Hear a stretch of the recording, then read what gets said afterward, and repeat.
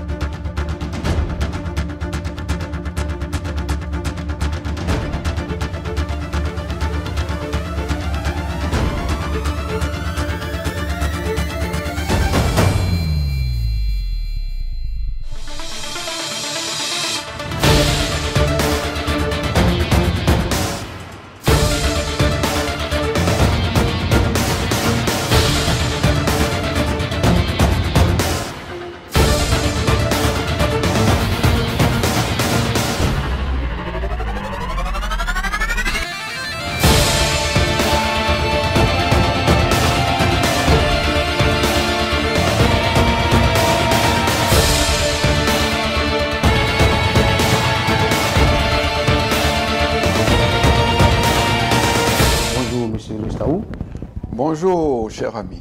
Merci d'avoir accepté notre invitation. Je vous en prie.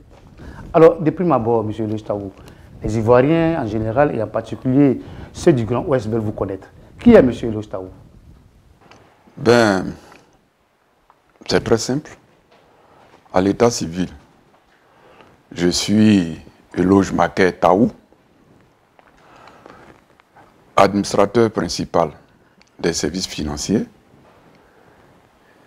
originaire de Seba, Zagnan, et Seba est un village issu de la commune de Bangolo. Donc, en d'autres termes, Eloge Taou est un cadre du département de Bangolo.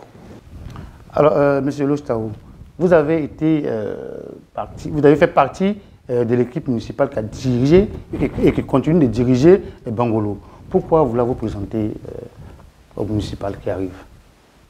Très bonne question. Très bonne question. Et je pourrais répondre ceci. Vous savez, effectivement, j'étais dans l'équipe municipale sortante. J'étais deuxième adjoint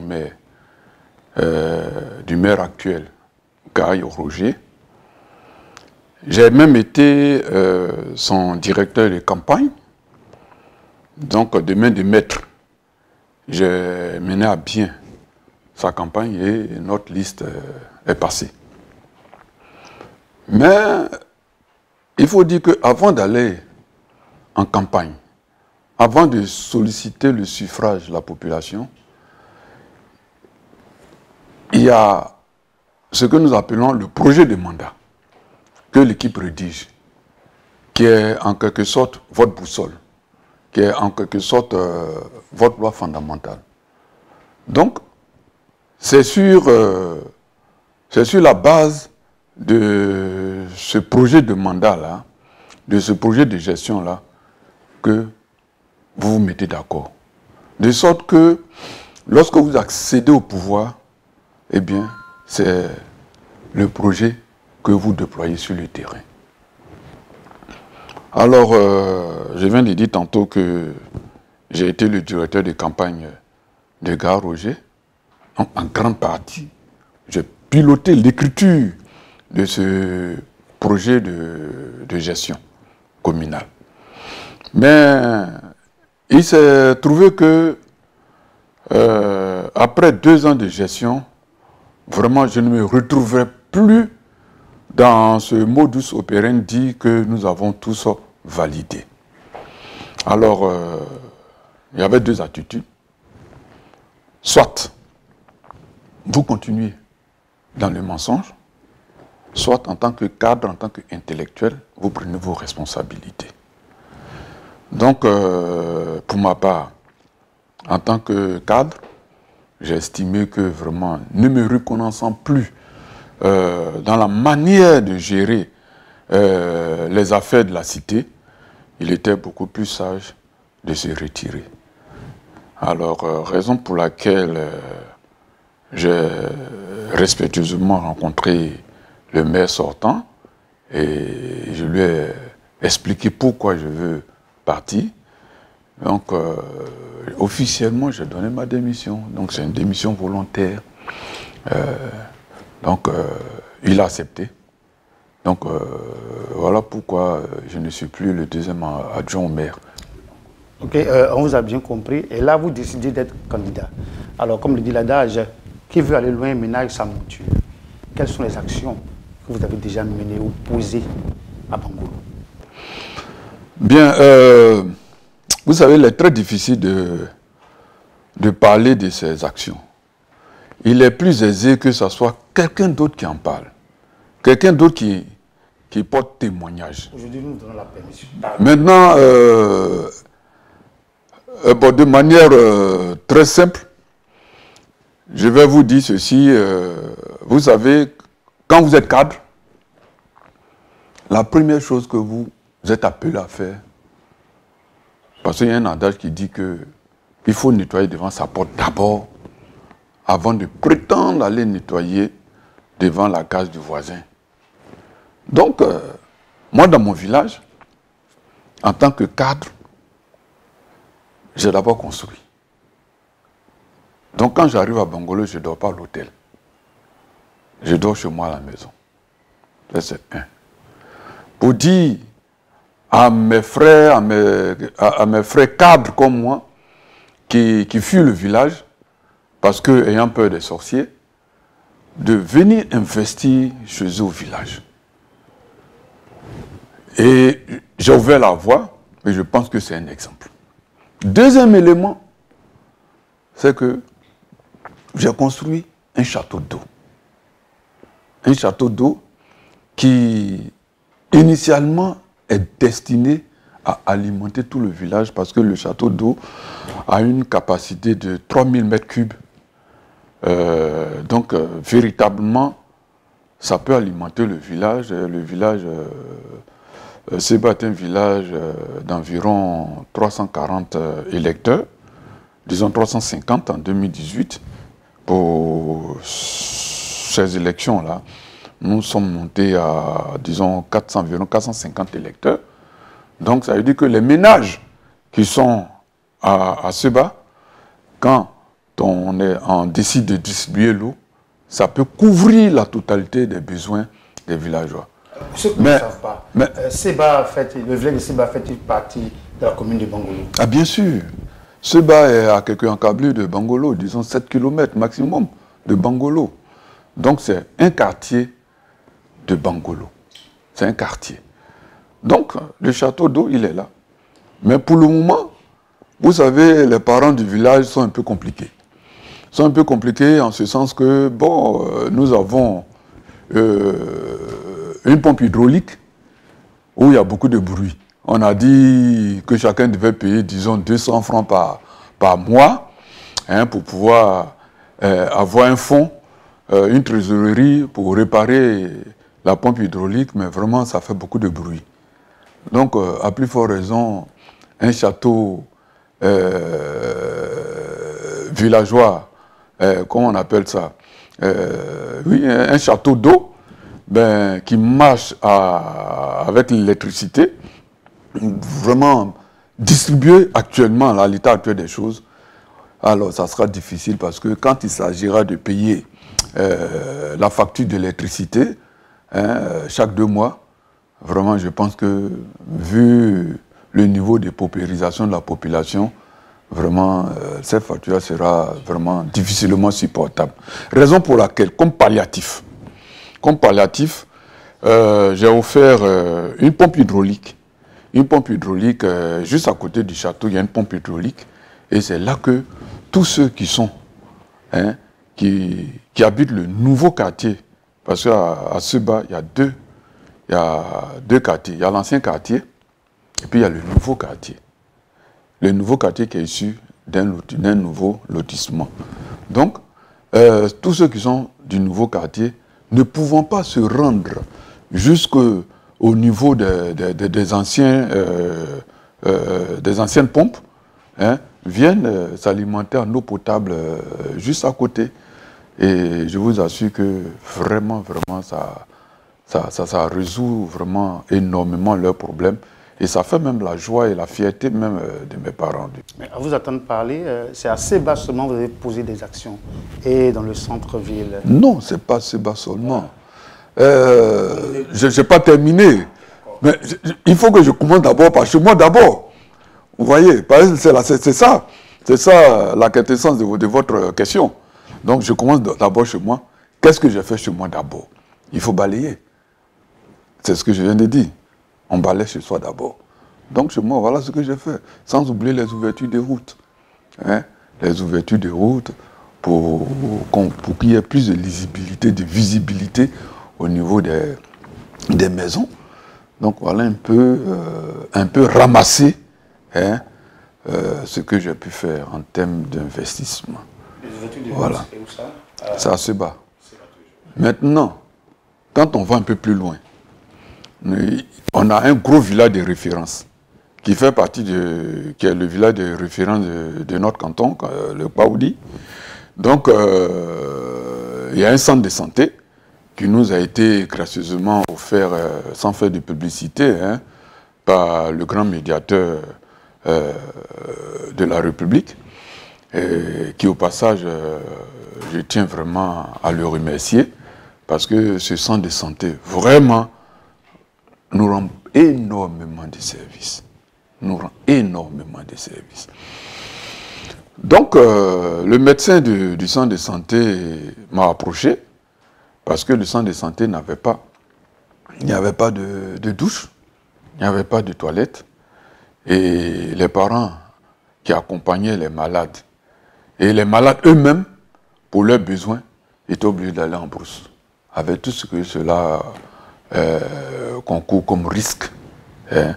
Donc, il m'a vu, il a demandé, et de concert avec mes jeunes frères, j'ai décidé d'apporter ma pierre. Donc, j'ai fait construire 2 douches et 2 WC, une grande fosse septique, et puis, je crois, une fosse d'incinération des déchets médicaux. Donc, voilà un peu ce que j'ai pu faire, un peu dans le département, dans la commune de Bangolo. Ok, c'est bien compris. Mais je préfère faire l'économie des appuis au niveau humain, parce que vraiment, c'est pas bien séant d'en parler.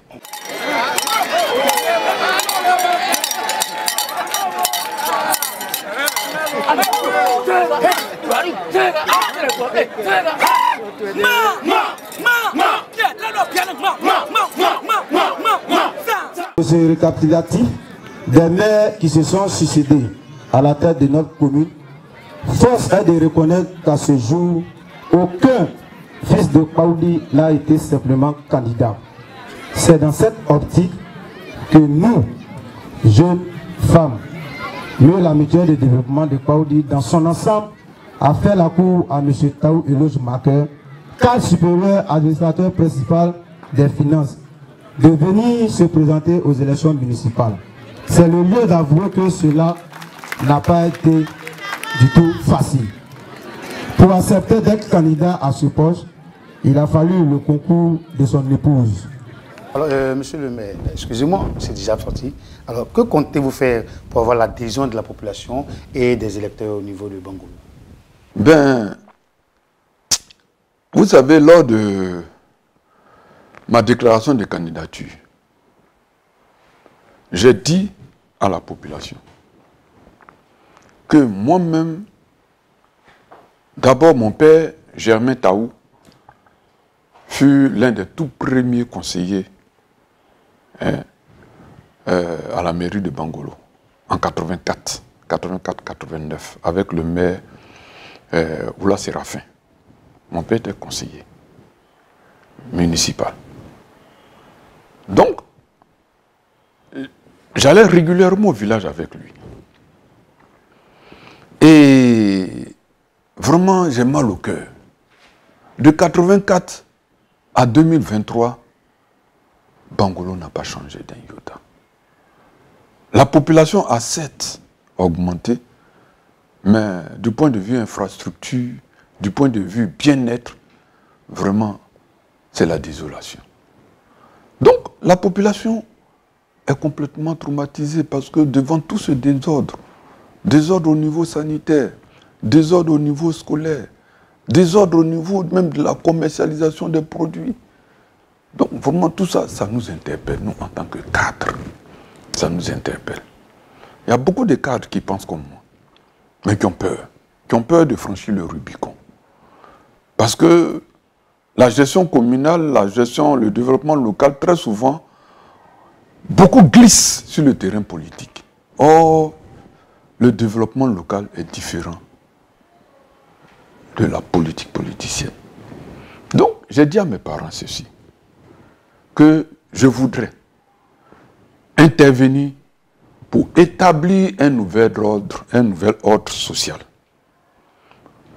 Mettre fin à l'ancien ordre et ouvrir un nouveau contrat social que je veux signer à la population. Et ce nouveau contrat social que je souhaite signer à la population, c'est un contrat social basé d'abord sur le respect mutuel. Un. Deuxième élément, un contrat social basé sur la vérité. Troisième élément, c'est un contrat social basé sur les besoins réels de la population. Donc voilà le triptyque sous lequel je compte mettre mon mandat. C'est un contrat. Et parce que quand on parle de développement, le développement ne part pas du sommet vers la base. Mais le développement local part de la base vers le sommet. C'est les besoins de la population qu'on traduit en projet et programme. Voilà. Donc vraiment, moi je pense que la population doit être partie prenante de son développement. De sorte que lorsque vous implantez un projet dans un village, mais les parents eux-mêmes, ils s'impliquent. Et mieux même, les amener même à participer financièrement et physiquement à la réalisation de ces projets. Mais nous savons aussi que les parents, la popularisation a vraiment pris un peu partout en Côte d'Ivoire. Oui, c'est vrai. Les parents pourront participer comme vous le souhaitez. Les parents sont merveilleux. Ils sont merveilleux. Pour moi, jeune cadre, dans le temps, et aujourd'hui, doyen, j'ai pris le temps d'étudier cette population. Je n'ai pas la prétention de connaître toute la population, mais celle de mon village, je pense que c'est une population qui est merveilleuse. Lorsque vous lancez un projet de développement et que eux-mêmes, on les associe, vraiment, ils y mettent le cœur. Je disais tantôt que j'avais initié un projet d'ouverture de route. Mais les villages ont participé. Au-delà même de mes espérances. Je ne dirais pas le montant, mais c'est plus de 200 000 la participation des villageois. Parce qu'on a eu une démarche pédagogique. Et ils se sentaient concernés par cela. Parce qu'on les a sensibilisés en leur disant, ben, écoutez, on a initié des courriers auprès de Côte d'Ivoire Énergie et auprès de l'ONEP pour l'adduction d'eau, afin que le nouveau quartier soit alimenté en eau et en courant. Mais pour que ces infrastructures de base arrivent, mais il faudrait qu'il y ait au moins une route. Il faudrait qu'il y ait des routes. Donc voilà un peu. Donc on a cotisé. On a cotisé plusieurs millions pour pouvoir vraiment faire les ouvertures de routes. Donc ce que nous comprenons, c'est que c'est une gestion participative. C'est une gestion participative. Alors pour ceux qui viennent de nous prendre la marche, sachez que vous êtes à votre émission sur la route des élections et nous recevons pour vous M. Eloge Taou, candidat indépendant au municipal dans la commune de Bangolo. Alors M. Eloge Taou, vous décidez de partir en indépendant alors que nous savons qu'il y a plusieurs partis politiques qui sont en l'occurrence le RHDP, le PDC et autres. Sur quoi vous basez pour faire face à ces candidats, je dirais, de haute pointure? Sur quoi je me base pour faire face? Mais d'abord, c'est mon amour pour Bangolo, pour mon terroir. Et vouloir diriger la commune de Bangolo, mais c'est un sacerdoce, c'est un don de soi. Parce que si tu veux t'enrichir, ce n'est pas une petite commune comme Bangolo, qui n'a seulement que 80 millions de budget d'investissement, hein, qui va t'enrichir. Mais il y a des grosses communes comme Abidjan, comme la commune d'Abidjan. Mais c'est un don de soi. C'est une colère. C'est une colère que je voudrais extérioriser. Voilà pourquoi je veux me porter candidat. Colère parce que mon pays, je veux parler de la commune de Bangolo, accuse un grand retard. Un grand retard. Les infrastructures que moi j'ai connues lorsque j'étais au collège, c'est les mêmes infrastructures qui m'est donné de constater encore cette année. Un seul goudron qui rentre dans la ville, depuis les années 70. Et c'est ce seul goudron qui caractérise Bangolo. Convenez avec moi que c'est une aberration. Pour aller d'un quartier à un autre, dans la même ville, on met facilement 1 heure de temps. Parce que les routes ne sont pas pratiquées. Si vous êtes élu maire, est-ce que vous pouvez faire un bitume à Bangolo? Mais si je suis élu maire, mais si je ne peux pas mettre le bitume, mais au moins, je peux au moins prendre des machines pour gratter la voie, pour refaire la voirie régulièrement. Ça au moins, ça rentre dans les prérogatives des maires de refaire la voirie. Voilà. Parce que le gouvernement nous accompagne dans notre développement à travers les subventions. Mais nous aussi, nous sommes appelés à développer aussi, comment on appelle ça, une intelligentsia pour pouvoir vraiment améliorer les recettes, les ressources de la mairie. On comprend votre envie de vouloir diriger la commune de Bangolo autrement. Mais alors, la question qui me taraude de l'esprit, vous avez été directeur de campagne du maire actuel, M. Garoger, qui était indépendant. Mais quand il a remporté les élections, il s'est rallié maintenant RHDP. Est-ce que vous ne risquez pas de faire autant, d'en faire autant, si vous êtes élu maire? Ben, écoutez, le maire sortant, c'est vrai, il s'est rallié au RHDP, c'est son choix. C'est son choix et je respecte ce choix-là. Même si nous n'avons pas été associés, quand je dis nous, je veux parler des conseillers municipaux, nous n'avons pas été associés, on a été mis devant les faits, mais je pense que c'est son choix. Et il a suffisamment justifier ce choix. Mais je pense que chacun est responsable de ses actes. Moi, je ne suis pas un politicien. Je n'appartiens à aucun parti politique. Est-ce que cet acte n'a pas contribué à votre séparation? Mais justement,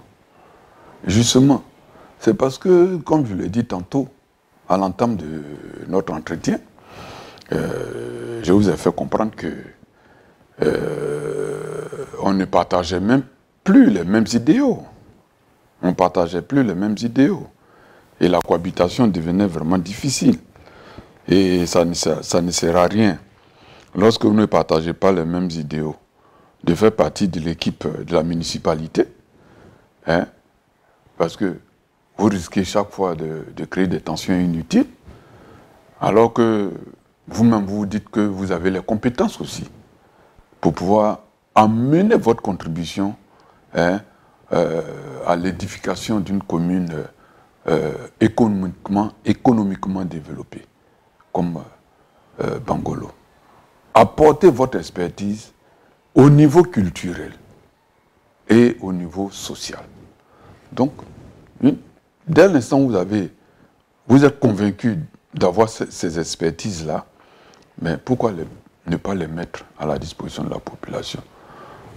Moi, l'État de Côte d'Ivoire m'a gracieusement donné une formation. Donc, je suis un expert en programmation financière, mais pourquoi ne pas implémenter cette expertise-là au niveau de ma commune, afin que la population puisse voir un peu, hein, ce que c'est qu'une gestion communale. Vous voyez, on apprend tous. Peut-être que je vais commettre des erreurs, parce que nul n'est détenteur de la science infuse et diffuse. On va commettre des erreurs. Mais au moins, je pense qu'il faut pouvoir gérer autrement. Voilà, c'est un don. C'est un don de soi. Alors, selon certains partis politiques, M. Lojtaou, la liste électorale serait remplie d'erreurs. Un commentaire? Et qu'en est-il de la commune de Bangolo? Merci bien. Mon cher ami Seka, vous savez, toute œuvre humaine n'est pas parfaite. Et quand on a la lourde responsabilité de gérer un fichier aussi dense que le fichier électoral, ce n'est pas surprenant. Ce n'est pas surprenant. Et la CEI fait vraiment un travail formidable.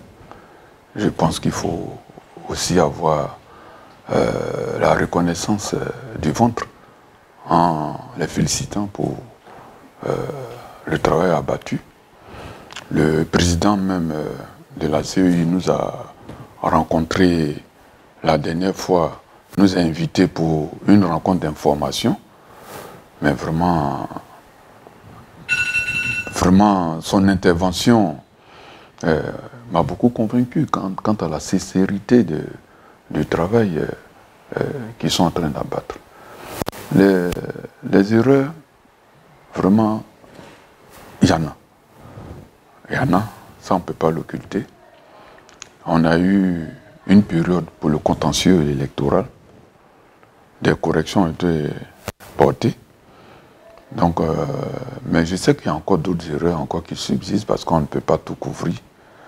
Mais nous allons partir avec ce fichier-là. Et puis bon, Dieu fera le reste. Alors, et la commune de Bangolo, vous n'avez pas observé... Mais si, on a observé des erreurs. Il y a beaucoup de nos électeurs qui ne figuraient pas sur le fichier. Donc nous avons fait des réclamations et ils ont été ajoutés. Ils ont été ajoutés pour la plupart. Donc c'est pour vous dire que même au niveau même de la commune de Bangolo, la CEI locale, le contentieux, en tout cas, ils ont pris en compte vraiment nos observations. Ok, c'est bien noté. Alors, une question que je vais vous poser encore. Qu'est-ce qui peut militer en votre faveur au soir du 2 septembre 2023? D'abord, je suis un bleu politique.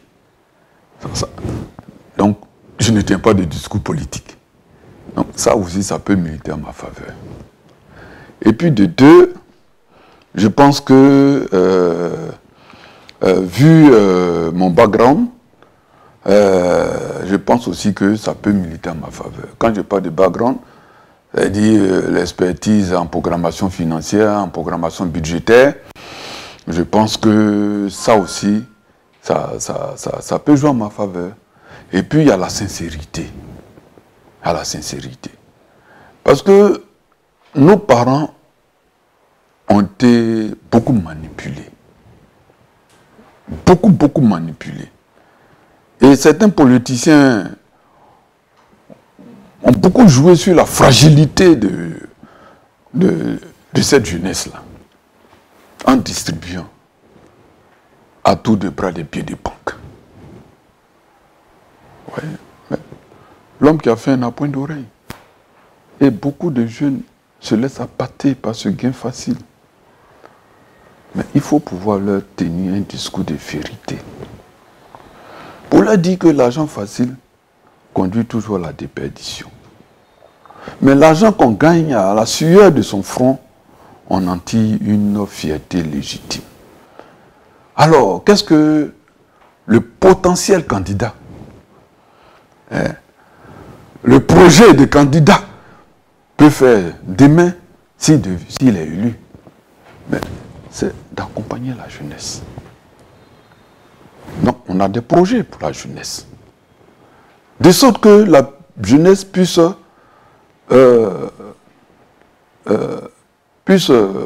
travailler à son propre compte, puisse aussi en arrière-plan payer des impôts, payer des taxes, les taxes communales. Et ces taxes communales-là viendront grossir les ressources de la mairie. Vous voyez? Parce que il faut que j'attire votre attention. Parce que très souvent, ce que nous entendons, oui, je vais embaucher votre enfant à la mairie, je vais faire ceci. Mais la mairie est un service public. Et la mairie n'a pas vocation d'embaucher. Non, ça, ce n'est pas la vocation de la mairie. La mairie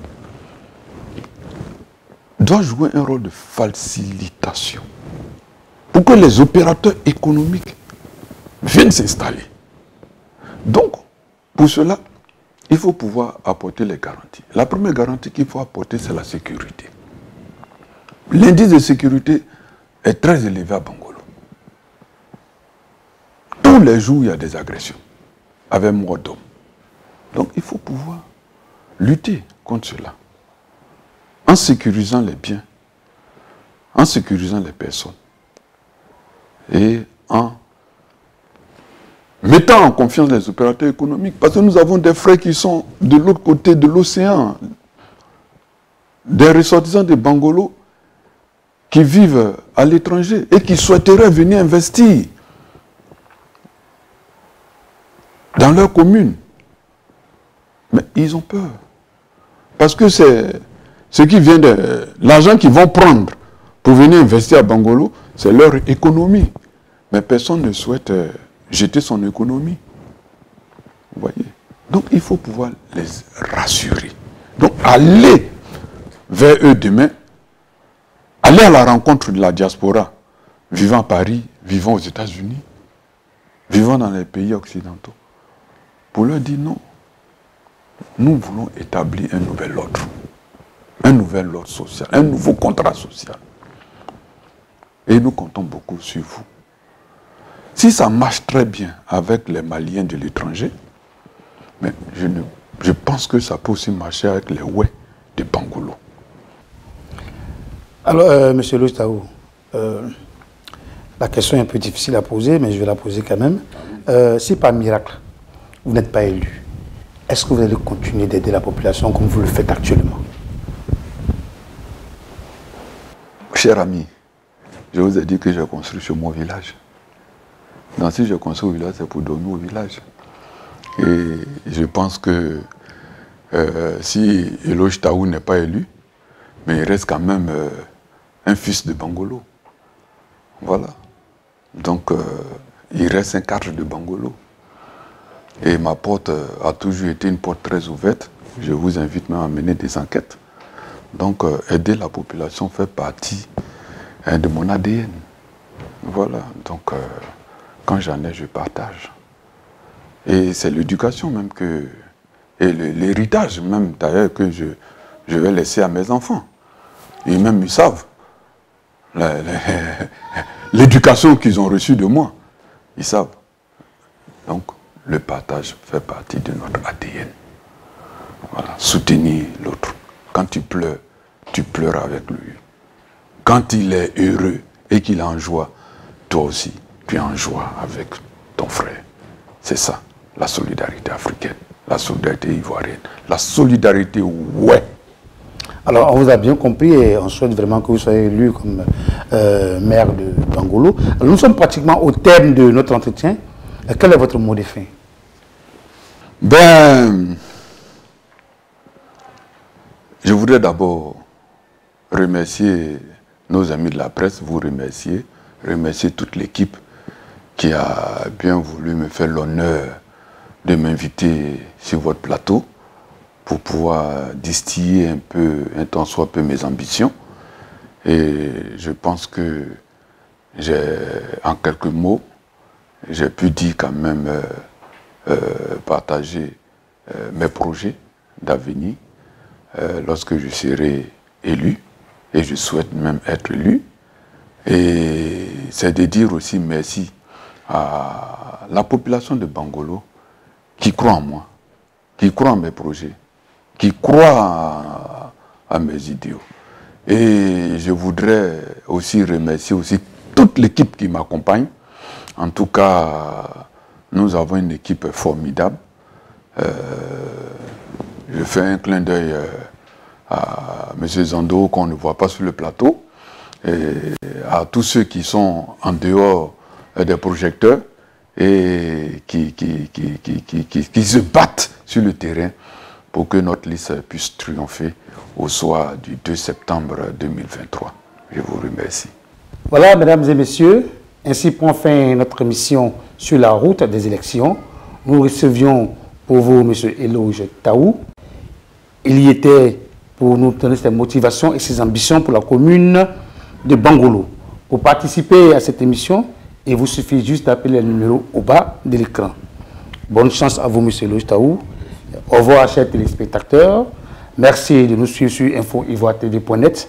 Que Dieu vous garde.